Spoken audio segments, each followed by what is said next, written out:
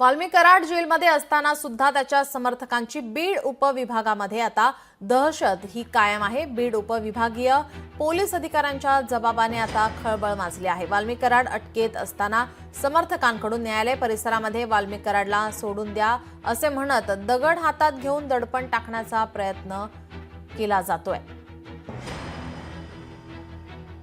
आपले प्रतिनिधी हरिदास तावरे आपल्यासोबत जोडलेले आहे। हरिदास, काय अधिकची माहिती?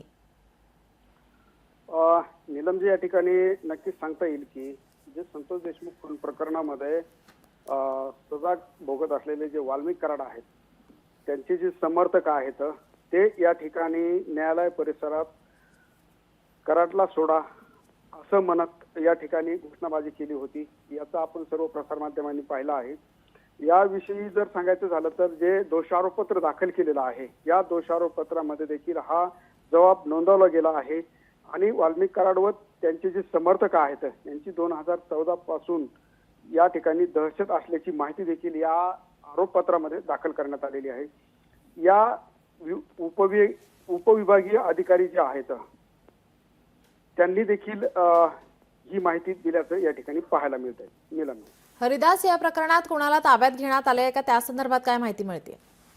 नाही, अजून तरी कुठलीही कारवाई या ठिकाणी झालेली नाही आणि याच्यावर नक्कीच प्रशासन, बीड पोलीस प्रशासन पाऊल उचलेल असं तरी या ठिकाणी पाहायला मिळतंय। जी, धन्यवाद हरिदास आपण दिलेल्या सविस्तर माहितीसाठी। वाल्मिक कराड जेलमध्ये असताना सुद्धा त्याच्या समर्थकांकडून या ठिकाणी दबाव टाकला जातोय।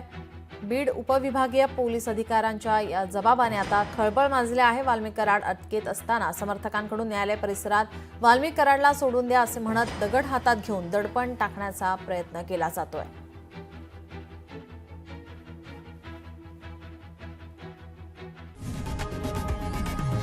लोकशाही मराठी ऐका, पहा, जागरूक रहा।